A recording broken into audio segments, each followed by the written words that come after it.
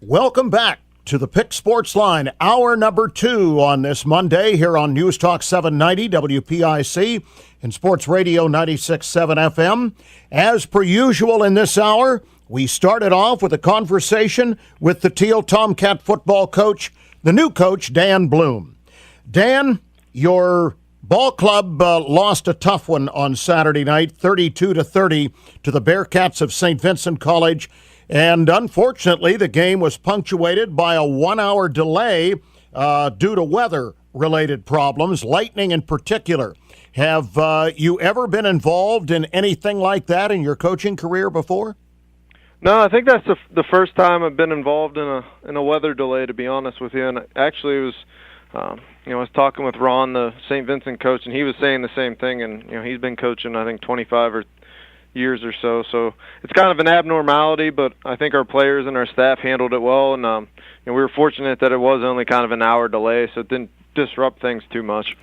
I think probably our fans would be interested in knowing, Dan, as a head coach, what do you do during, say, a 45-minute or a 1-hour delay like we had to keep the kids focused on the game at hand and still let them relax a little bit? Kind of hard to relax in wet uniforms, isn't it? Yeah, it is. And, every staff kind of handles pregame and their players differently. We're kind of a let the players be themselves. So some guys were listening to music, some guys were mentally focusing and, went off into side rooms by themselves to be, get a quiet area. Some guys were, sitting and having just normal conversation. As a staff, we kind of took that time to look at some things that maybe gave us issues or some corrections we could make. And then we kind of intermittently, as we had some time and made some corrections, we'd pull our players together and talk scheme and corrections. So we kind of tried to keep them involved that way, but, not too much where, they couldn't be their own people and do what they do prior to playing a football game. Well, Dan, let's talk about the game itself. Obviously, the Cats were in this thing from the beginning to the end, and you faced a club that was awfully proficient offensively. We talked on this show last Monday and also a few minutes before kickoff about the efficiency of their quarterback, their wide receivers. We didn't see a whole lot of their running backs, as you predicted, until we got to crunch time, and then they used that to kind of ice the contest, didn't they? Yeah, they did a good job. They, I can't think of his name, but number 7 for them is kind of a fullback, wide receiver. They line him up a lot of different places, and he's their best football player. And early in the drive, early in the first drive, that was the guy they utilized, and they kind of gave us a different look. We had Doak Walker trying to be out playing coverage on him, and we just couldn't get it corrected with Doak prior to the drive end, and so they kind of exposed us a little bit there with just a new wrinkle that we couldn't get fixed until we had a chance to talk with the player. But they did a good job kind of making adjustments, and we adjusted accordingly and handled some things that they haven't shown. So, overall, I was proud of our players and the way we competed and the way they handled adversity with the weather and seeing some different things that we hadn't seen on film from them. But they did a great job as far as, spreading the ball around with the pass game. The quarterback made some great throws. He made a great throw on that first drive for the touchdown, kind of high and away from the defenders, and they played a good football game. So I'll tip my hat to them. And we made some mistakes that hurt ourselves, but they definitely put themselves in position to win the football game. Was the Bearcats' senior transfer quarterback Derek Stuart from California as good as you anticipated he would be? I think he made some throws that were better than we'd seen on film.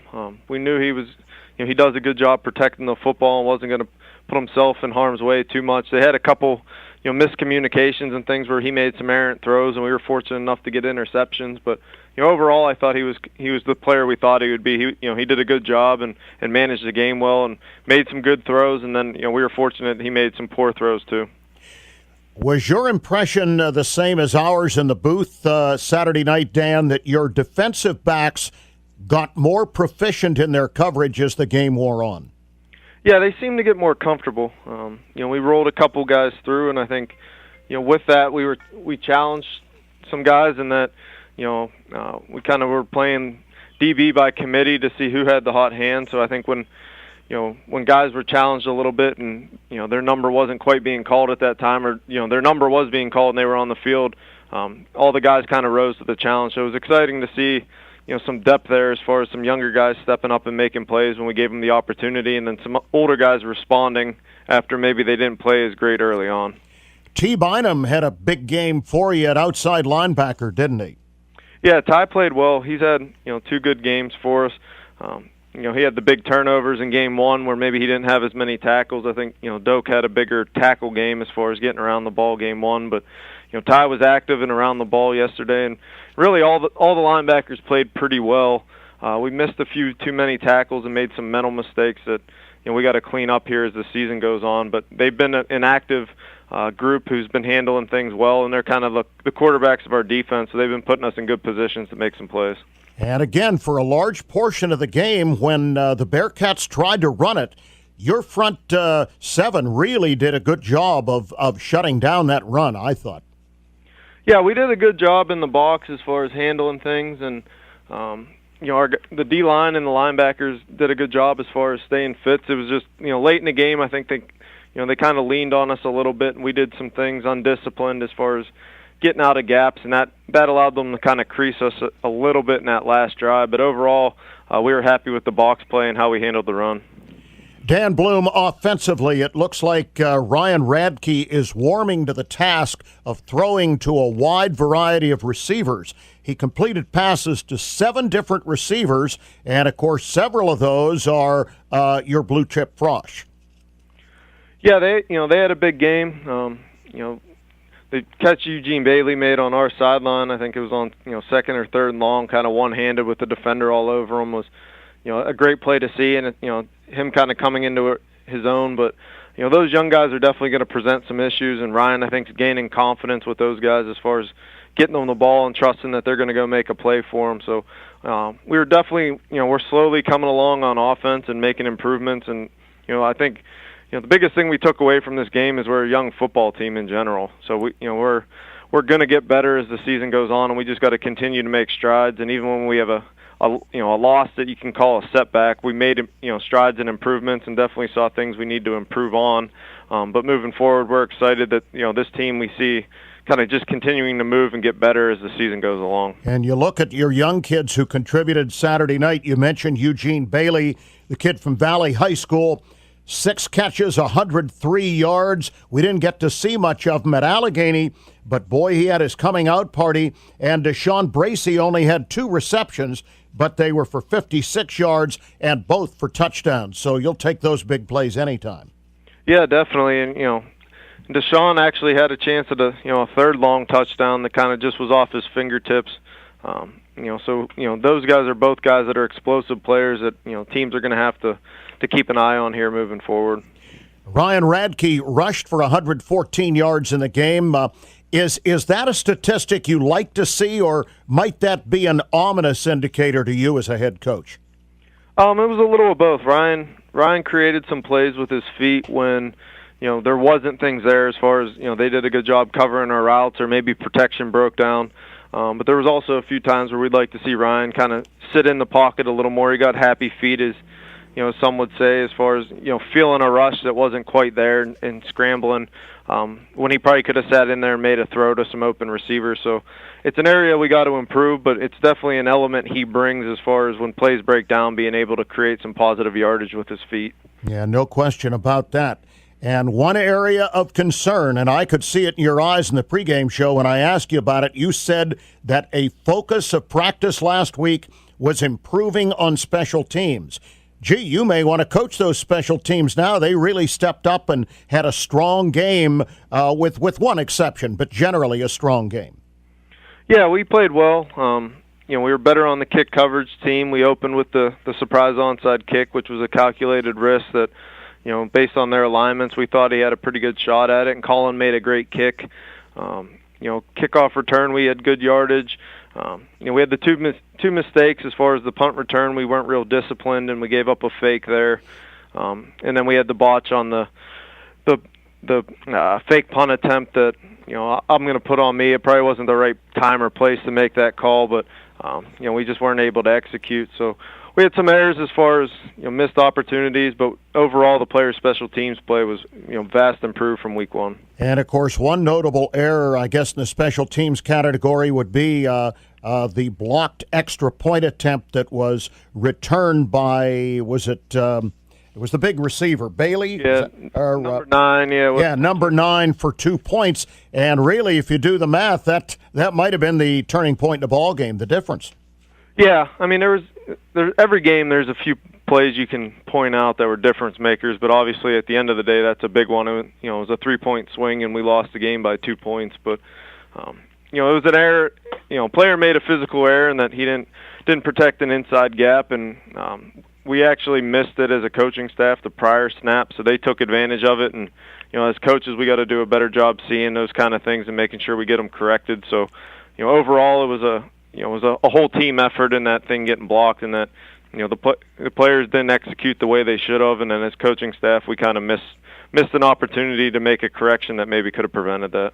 Yeah, one other positive from the special teams, I think you found a kick returner, Jayquan Hicks, 4 returns, 118 yards. He was eating up the yardage. Yeah, he does a great job. He's a stick his foot in the ground and go kind of guy. So, as he's going, he does a good job kind of seeing the return, and then just making the decision and living with it. And we'll take. I think I would have to guess without looking at the stats in front of me that our average starting position was probably out near the 40-yard line. So we're going to take that any day as far as your percentages from getting points after you get returns like that. We're with Teal College Tomcat head football coach Dan Blume. Dan, the Tomcats now are looking ahead to another game at Alumni Stadium on Saturday, and I guess you're happy to know that it is an afternoon game. You've kind of been waiting for one of those, haven't you? Yeah, we have. The night games are nice. It brings out a different crowd in the element, but I think us as coaches and the players, we're definitely kind of ready to get into the afternoon game routine and get up, have pregame meal, kind of make our way over to the stadium, and kind of get into our game day routine and not have to sit around all day and watch other people play football. And it's a 1 o'clock kickoff Saturday at Alumni Stadium against the Bison of Bethany College. They were 21-0 losers Saturday night to Geneva. And I understand, Dan, their playing conditions and scenario pretty much played out about the way ours did. They had a long delay. And do you think that affected the outcome in any way? I'm sure it affected it somewhat. It seemed like Bethany didn't quite handle the adversity as well as Geneva did. But overall, it just seemed like on film, when you look at it, Geneva outplayed them that night. They played with a little more sense of urgency, seemed to be more active and hungry to win the football game. And I don't know if that was because of the weather or if it was just one of those nights where, Bethany wasn't having things go their way and Geneva was. But, it just seemed like, however you kind of cut it, Geneva was the better football team that night. So I assume you expect the Bison to come with a little more resolve to Greenville on Saturday. Yeah, I think they're going to be a hungry team. They're going to try to respond, and they are a talented team. Their running back's a great player, and Jalen Homes, and he makes some things happen. And then their defense is attacking an aggressive style of defense. They're gonna blitz, and they're super athletic on defense, and they're going to try to force you into mistakes. So I'm expecting a hungry football team to come rolling in here Saturday afternoon. Well, let's talk about a couple of their personnel, which our fans will be familiar with. We remember the aforementioned Jalen Homes of Newcastle, 22 carries, 105 yards on Saturday night. What kind of a runner is he? He's kind of a slasher. He does a good job as far as if things aren't there, he'll kind of make a cut, and I guess dynamic is a good word to describe him, and that he's a guy where he'll look like he's all bottled up, and next thing you know, he comes popping out the backside and reverses field, and he's out in the open space. So he does a good job creating plays, even when plays aren't there for him. Their quarterback is a young junior by the name of Chase Kinnaman from Shadyside, Ohio. Is he a little on the inexperienced side? He is. Early in game one, it seemed like they tried to get him involved with some designed runs, maybe to get him a hit and try to get the nerves out of him a little bit. They tried to make kind of some high percentage throws with him. It seems like they try to protect him a little bit. I think he is. It seems like he's a little bit, young in that sometimes pressure rattles him a little bit. So it'll be interesting to see how he responds to things come Saturday. We know all about safety Aaron Fry on the defense. The young man from Kiski Area High School is a playmaker that you have to be on the lookout for, don't you? Yeah, he is. And, between him and the inside linebacker, Donovan Hayden, those two guys kind of make a ton of plays, with Donovan a lot in the pass rush and blitz game, and then Aaron on the back end in the pass game. So those are two guys we're definitely going to have to identify from an offensive perspective. But it is a good opportunity for the Cats, is it not, to rebound from a tough loss and get a win before the home folks, before it gets real tough when we start going on the road, isn't it? Yeah, definitely. We thought the first 4 games were games that we could compete in, and we were unfortunate enough that we didn't play well enough this past Saturday to get a win, but we were competitive and did some good things. So now we're hoping to kind of continue that momentum going forward, continue to make improvements, and look to get another win under our belt before we get into the heart of our schedule. One final thing before we let you go today, Coach. What about the injury situation? I saw Tim Walker leaving the stadium on crutches. What is his story? Tim and Johnny Barkley were both getting evaluated by the doc today, both lower body, possible knee situation. So I'm waiting to hear from the trainer on them, but it's likely they're going to be out for the foreseeable future, but we'll know more long-term health here hopefully later today or by the end of the week, as far as once the MRIs and X-rays and all those good things come back. It didn't look like anybody else got badly dinged up on Saturday. Is that right? No, we're still coming out pretty healthy. We had those 2 major, quote-unquote major, as far as, they're on crutches now and getting eval'd by the docs. But other than that, it's been, kind of normal maintenance, wear and tear, bumps and bruises here and there. So we've been fortunate with injuries so far. Once again, the Bethany Bison come to town Saturday to Alumni Stadium, 1 o'clock kickoff, and this will be the President's Athletic Conference opener for the Tomcats officially. We'll be on the air, Don Achenbaugh and I, at 12:30 with a countdown to kickoff show. Dan, have a good week of work at Alumni Stadium and get those Cats ready to take on the Bison Saturday. Thanks, Hugh. Appreciate it.